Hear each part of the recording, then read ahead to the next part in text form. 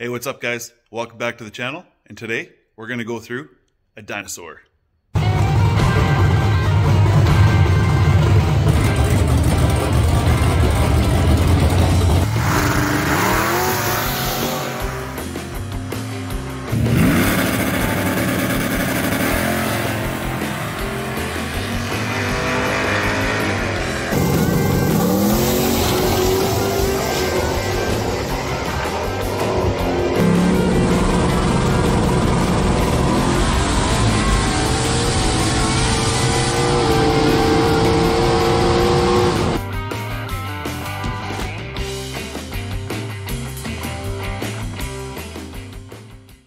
All right, so what we got is a carburetor. All right, dinosaur. She's old. She's been through a lot. It looks like she's been through a lot. She's dirty. She's rusty. So we're going to check it out. We're going to go through it and see what we can all find. So I'll show it to you here. See if I can flip you around, eh? There we go. Figuring stuff out. All right. So this is a 650 double pumper with a mechanical choke on it. Everything is locked up. Like it is tight. The choke is tight, probably done on purpose with the choke. The throttle blades, flip this thing around, they got some rust on them. When you try to open them up, here, let's see, a little hard to do with one hand apparently. When you flip it open, the primaries work good, fairly smooth. Those secondaries though, they're kind of sticky. They don't really want to open. Just needs to be gone through completely. So what I'm going to do is I'm going to tear it all the way apart. We'll see what I can all find. We'll clean out all the orifices, see how the gaskets look, probably put new gaskets and everything on it, and see what kind of jets are in it, the squirters, the pump cams, all that kind of stuff. We'll see what we find. All right, so I'm going to start stripping this thing down. So this guy came to me for a freshen up. And I guess the only thing that I know about it is that it was on a running vehicle. And the biggest issue that it had, it sounds like, was hesitation under hard acceleration. So first thing that comes to my mind is maybe the squirters or the accelerator pump is too small, or the pump cam isn't right, or the linkage adjustments from the throttle blades for the pump shot arms might not be correct. I did notice that they were off a little bit. There was a little bit of a gap, and I'll show you that in a little bit here.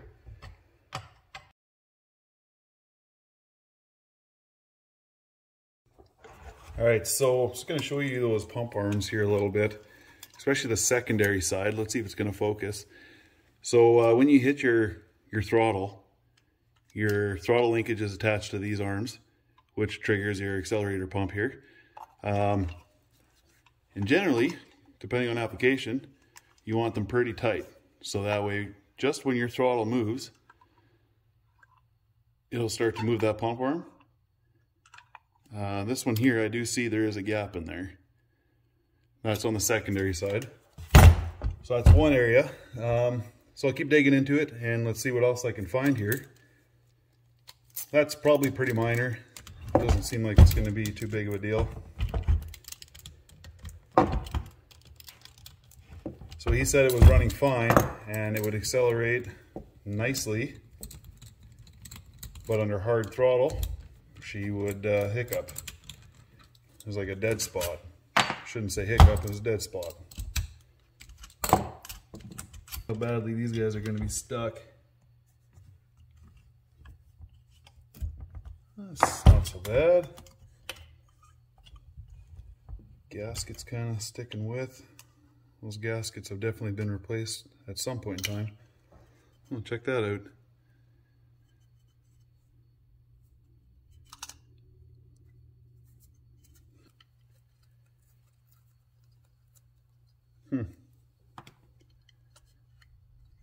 Or is that maybe just some corrosion eating away at the aluminum? Could be.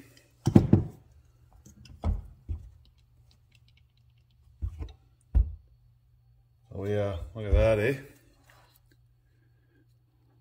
See all that white stuff in there? Looks like a lot of corrosion of some sort building up in there. No,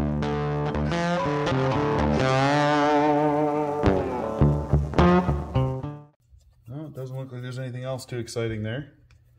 Flip her over, take the other bowls off. You'll never guess where this carb is going on.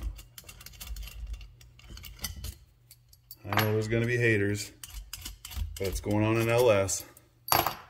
LS 5.3.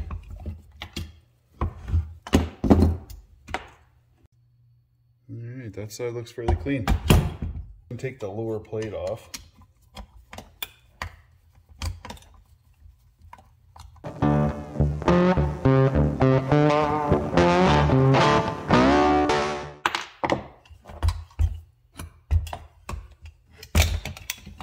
Woo! Alright, look at that. Get it centered in the screen, at least for you, hey?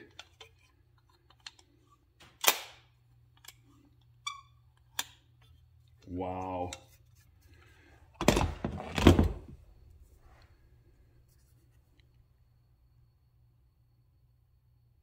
Yeah, definitely needs some cleaning up.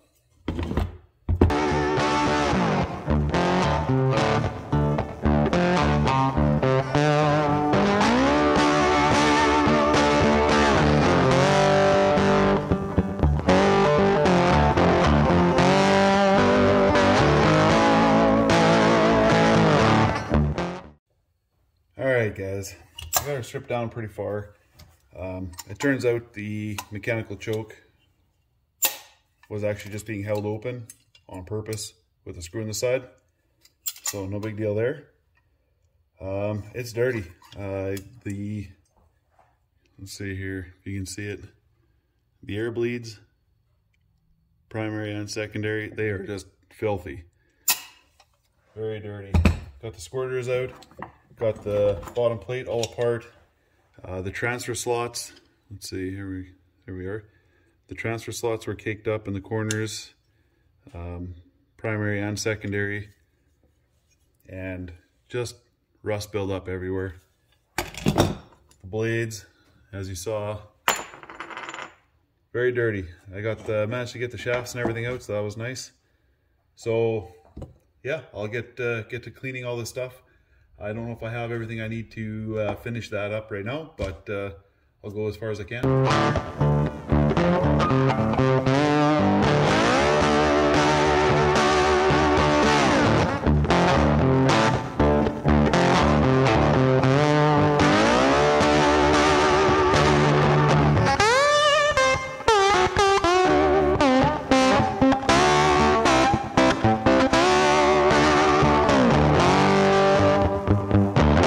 Okay, so I know I said it already, but she is dirty. Dirty. I got it apart for the most part. Things that I found, obviously you could probably see majority of it, but rust everywhere. The secondaries were wanting to stick. The air bleeds are real dirty. I got to clean this guy out yet. I got to get a rebuild kit for this. We'll work on that tomorrow. In the meantime, I got parts soaking here in a top secret solution of some sort, hoping it's going to work some magic here for me overnight. And I will have to clean this up a little bit more manually probably. Some compressed air and brake clean and stuff like that. And yeah, I guess we'll go from there. I'll leave it off there, and we'll continue on after I get the rebuild kit and these guys are clean. Good morning. It's a new day. It's been a few days since I recorded that last bit. Last you've seen, I had all the parts sitting in a super secret mixer, which is just gasoline and two-stroke oil from a jug that I found laying around. Seemed to work pretty good actually. So I'll show you the parts. I got everything laid out here. Walk through it the best I can. I did some assembly already. I'll show you that here too. But let's get rolling. Okay, so I got the base plate put back together. One thing I should have talked about is when you take these screws out to take your blades out, you got to be a little bit careful because they actually mushroom the ends of your screws here, and it kind of messes up your shaft here as well. So when you take them out, it's gonna maybe damage the threads up a little bit. This one it did, so I actually had to retap a couple of these holes. And before I slid the shaft back in, I made sure to use a file, I guess, on the shaft here. Man, I'm saying shaft a lot. So needless to say, the shaft got shafted before I put them back in with the file. So it slides it in a lot easier. It prevents it from gulling up your holes here everywhere. And just slides in all together nicer, and you're not messing parts up. So I got a rebuild kit here, and I actually managed to get it local from BG Auto, and show you guys the part number here. There it is. Awesome guy by Abe Weens works over there at our local BG Auto. He knows his stuff. He's very helpful.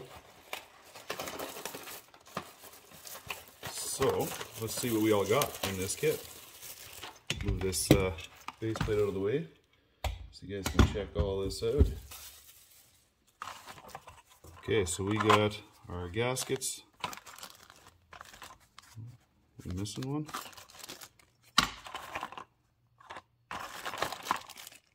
We'll see. We'll dig through it.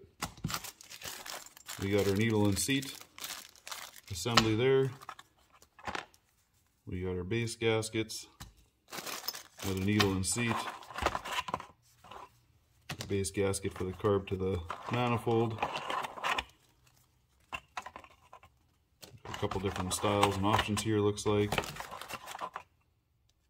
Some bowl gaskets. They really come with a decent selection there. We got our accelerator pumps. Oh, it's even got a deeper one on there. I don't have the housing for it, but that's pretty good actually. Oh, awesome. We got the little corks here for the needles for the idle screw adjustment there. And we got our power valves. Fantastic.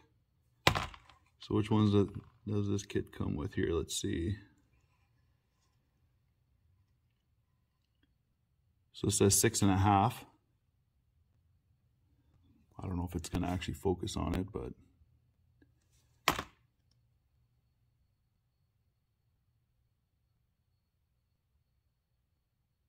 oh, they're actually both 6.5s. Okay. All right. So that's the kit there. So let's get this thing coming together. So I'm going to start actually with the base plate. Okay, never mind. I'm not missing one like I was saying before. I was just looking at them wrong. So I'm going to line up the old base gasket here and just match it to the new ones. Let's see which one we're going to use.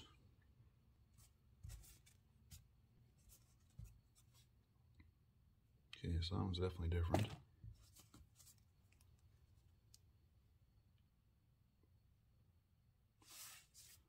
This one is as well.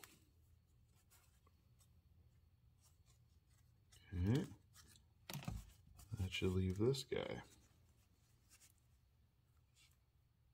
Yep, this is the one. And I'm actually just going to match this guy up one more time.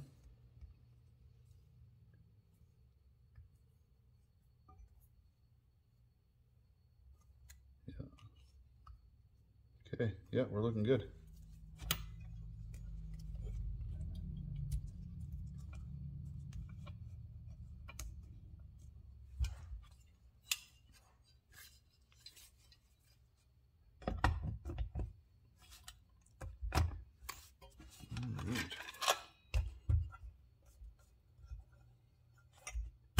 Just like a glove, guys. Like a glove.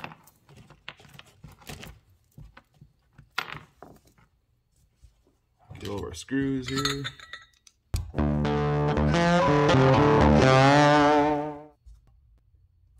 Okay, when you're tightening these, you don't need to go super tight. It's into aluminum body, so you can strip them pretty easy. I'm going to kind of put it together in segments. Not sure, they're pretty easy to figure out which way they're going back in. But you have a pin here holding it together where it pivots on, and that pin will slide into the back there. You can kind of see the groove for it.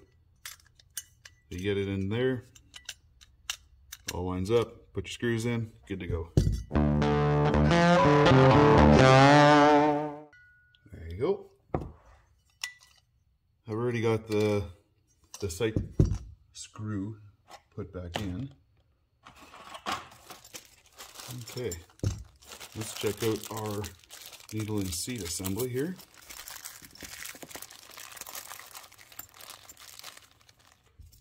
Looks like this one's coming with 110.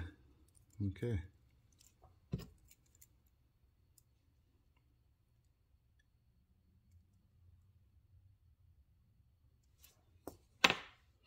Yeah, so it's not overly large, but for your milder applications, it's going to be just fine. The other one's also 110. I'm just going to rub a little gas on that O-ring before I seat it.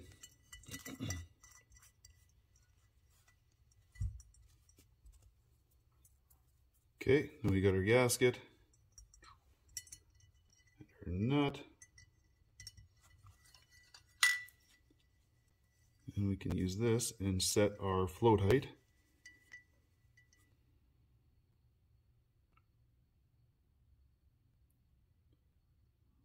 So we're gonna go right about there. Your other gasket and your locking screw.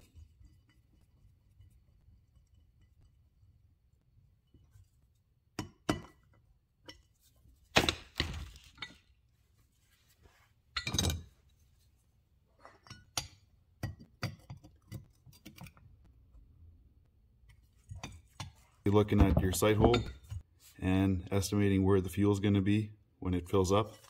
So basically I got it upside down there, so as the fuel fills the bowl through your hole, through your needle and seat, it's going to slowly lift your bowl, and then it's going to hit the stop there, and your fuel line's probably going to be right about here somewhere, close to that sight glass, just a little ways into it.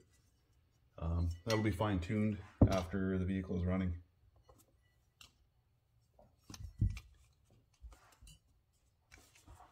Alright, let's do the same for the other bowl. I'm going to actually jet this thing up from where it was.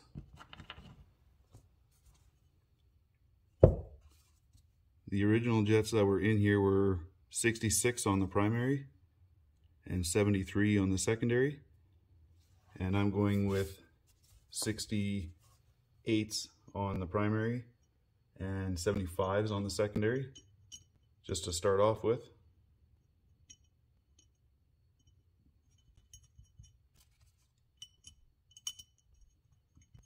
So this is the primary circuit right now, for the primary metering block.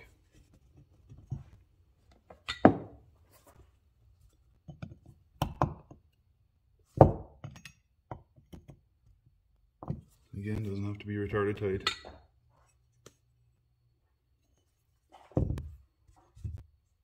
Okay, and we'll go with our power valve. And the power valve we had in there before was also a 6.5.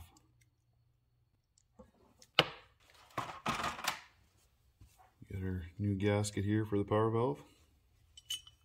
So, for those who don't know, with the power valve,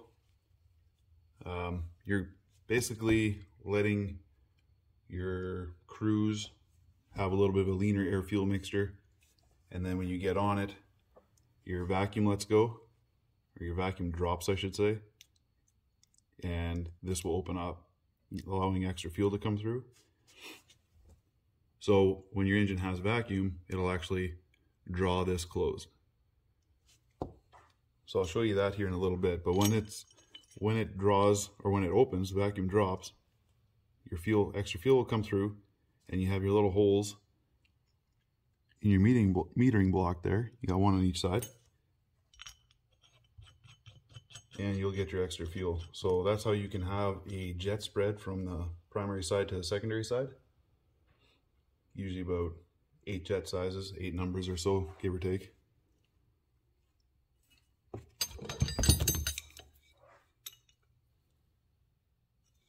Again, doesn't have to be very tight. Okay, so your vacuum, your metering block sits on here.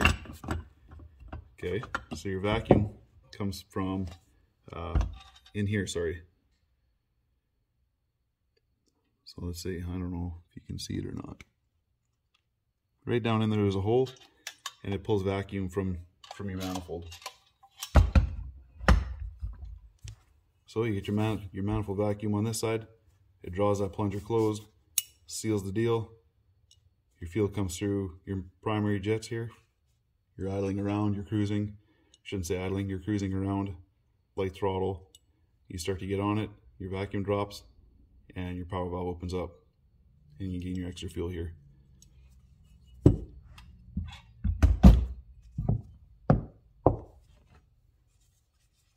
Okay, secondary side, we're going to 75s. And this particular metering block in the secondaries does not have a power valve in it.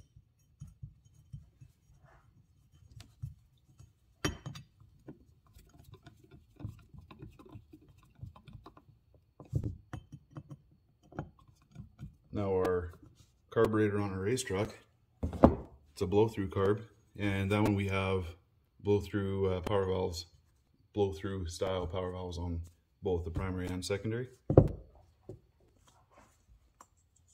So much for doing it in segments, eh? When I go do the bowls here, and I don't even do our accelerator pump. Smooth. Got a couple holes here. It'll draw fuel through. You got like a check valve here, a little rubber seal. That'll keep the fuel from pushing back in the bowl when you hit the accelerator pump. And when you floor it, you got these alarms here. They'll push that plunger up, and when it pushes it up, it squeezes fuel through this hole and sends it up to through the squirters into the venturis or past them.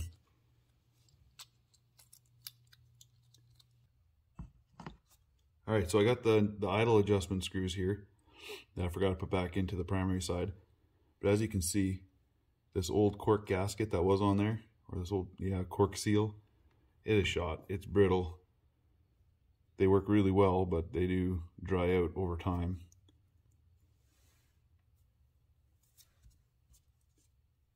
And this kit did come with new ones, so perfect. Okay.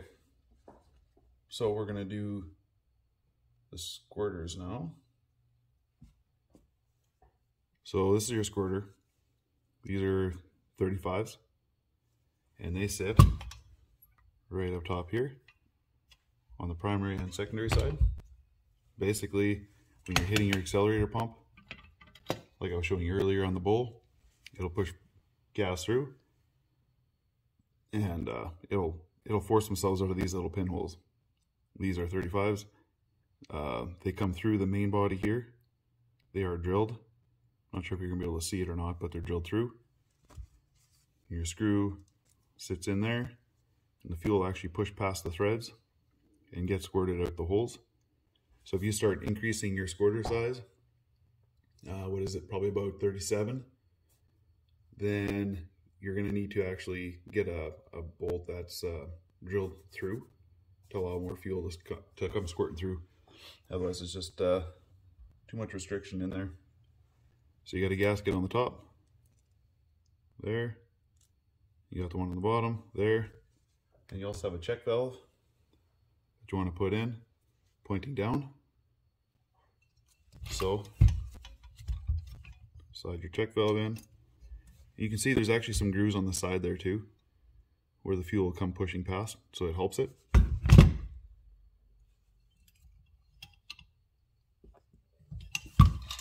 Of course, I have to drop the gasket for the base side. So when you're putting it in, you actually have some alignment, an alignment slot. And when you snug that down, you don't need to go super tight, just like everything else. So the secondary side is a lot trickier. You got your choke horn in the way and my fat fingers. It's hard to do, so we're going to use our vice grips here to reach down, drop the one-way seat in there. To drop the gasket down in there is going to be a little tricky too. So what I'm going to do is I'm going to slide over the screwdriver, hold it, line the screwdriver up, put the hole, drop the gasket down, and it's in position. Now this is the hard part, is trying to line this up without moving that gasket around.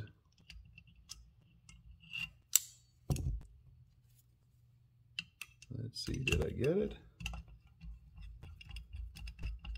Whew. It's in. You can see the gasket underneath it. Perfect. And again, those don't need to be very tight. Let's get the rest of this thing together, guys. It's dragging out, eh? I'm gonna get your bowl on. You gotta be careful for your squirter arm here. It's gotta come underneath your lever on the side here. So we got our gaskets on both sides. Now you want to slip your bowl on, but as you're slipping the bowl on, you got to make sure that you get this guy underneath so that it can actuate and do its job. So it's underneath, it's all good there. We'll start slipping our bolts in. And again, you don't want to over tighten these things, just get them snugged up. You can kind of feel it when the gaskets are compressed and it starts to tighten up a little bit more, and that's kind of where you want to stay.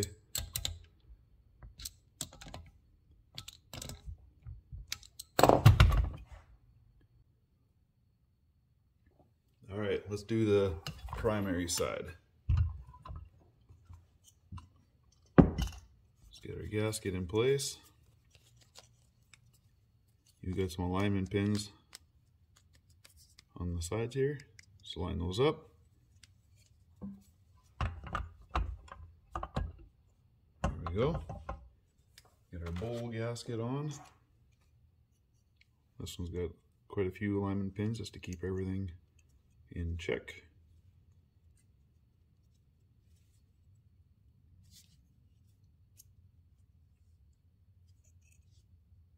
There we go. Get this guy in place. Same deal on this side. You want to make sure your accelerator pump arm is underneath your lever here.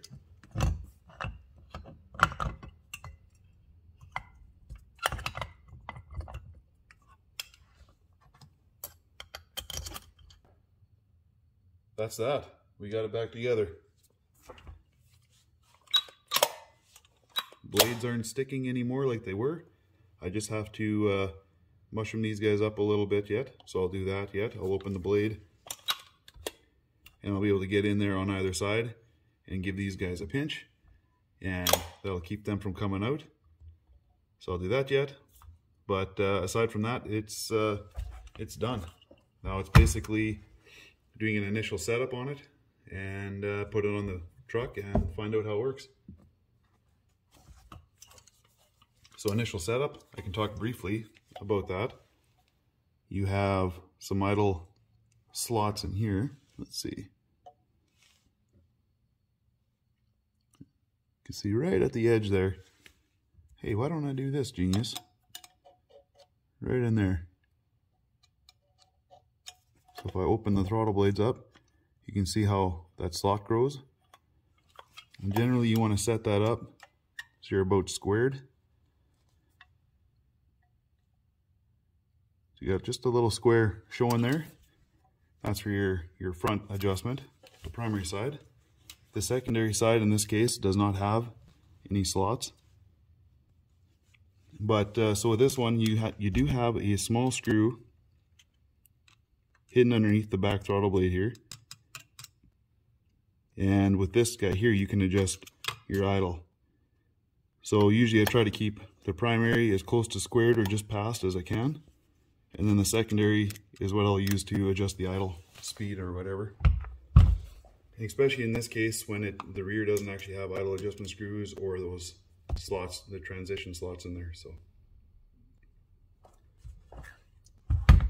So the next area, idle adjustment screws. We talked about those earlier, but basically I'm starting threaded all the way in, seated, and backed out 1.5 turns. The float bowls should be set so that the fluid is somewhere about halfway. With these it's hard to tell, so you're kind of looking to get them right at the bottom edge. When you open it, it should be sitting right about that bottom edge, and then you can kind of, you close this up and you can kind of just raise it up a tiny bit. I like the other carbs or the sight glass bowls. They're a lot easier to set. Okay, some more adjustments to look at. Your pump arms, you want them set so that the moment your throttle starts to open, that it's engaging that pump arm. Like it just touches and it's already working it. So that one's actually looking pretty good. All right, guys, got the carb all wrapped up as you saw. It was a bit of a long-winded video, I guess. I'll try to break it down as much as I can and try to make sure it has value for you guys. If it doesn't, maybe I just won't use this footage, but if you see it, then I did. But just kind of to recap on initial startup, I know there's a few things that guys can do to really help them and get them further ahead on it. So when you fire up your vehicle for the first time, you know, in a carbureted situation, you know, things you want to make sure you got going on for you is your ignition timing is set correctly.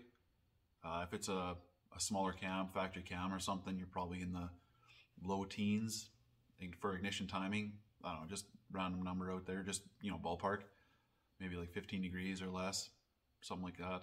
But when you start getting more aggressive cam profiles, you're going to want more aggressive ignition timing for idle. So I mean, our race truck, we run up to 30, 32 degrees sitting at idle, and it's a blow-through carb setup. So, and I'll show you guys more videos of that coming up here as well. We got some parts we're going to throw at it here this springtime, so look forward to that. But ignition timing is crucial. Make sure that's where you need it for your cam profile and your engine combo. Make sure your fuel pressure is set correctly, you know, 6-7 pounds, somewhere in there. If you're blow through or something along those lines, you're going to make sure you want your boost reference hooked up on your regulator so that you're going pound for pound and keeping your variance there. And then you're going to want to make sure your idle transition slot on the primary side is correct. You don't want your blades open too far. You're not going to be using your idle adjustment screws properly then. If you have to open your blades so far that you're past the idle transition, then you're going to maybe look into drilling holes in your throttle blades to let a little more airflow through and maintaining your throttle transition or your idle transition slots there. And your squirters, your accelerator pumps, you want to make sure that they're connected properly. The moment you move your linkage, it needs to move, as you saw in the video. Your accelerator pump cams, you can get pretty aggressive ones. I didn't have the most aggressive ones out there on hand, so I used a few steps up from what was on here, and I think that'll make a good difference already, so we'll give that a shot. Literally, pun intended, huh? And then your squirter size, pretty close to max. I think on these squirter size, we're about 35. I think I could probably go 37s, but then we're gonna need to change that bolt to a one that's hollowed out or drilled out, so you get a little more fuel flow through it. But yeah, that wraps it up. I got a pretty sweet project coming up. I get to do a Ford 302. We are pulling the engine out, going through it, putting forged pistons in it, changing camshaft profile, and we're going to end up putting a root style supercharger on this one and tuning it with a Holley sniper setup. So look forward to that one coming up. I'm looking forward to that build. Update on the 408 Windsor. Still sitting as a short block, unfortunately, but the camshaft came in. He did go with a different cam profile. We went a little more aggressive, new, so that's Awesome. We'll get that one going. We'll degree that cam in, show you guys how that process works. And the cylinder heads for that one are, still don't have an update. I called him again last week and he wasn't quite sure. He didn't want to give me an ETA this time, so he was going to call me this week. So I don't know, we'll see. But anyway, long-winded. I apologize for that. Hope you somewhat enjoyed the video. Hopefully you got a little bit of value out of it. If it did, fantastic. But thanks a lot for watching, and we'll catch you on the next one.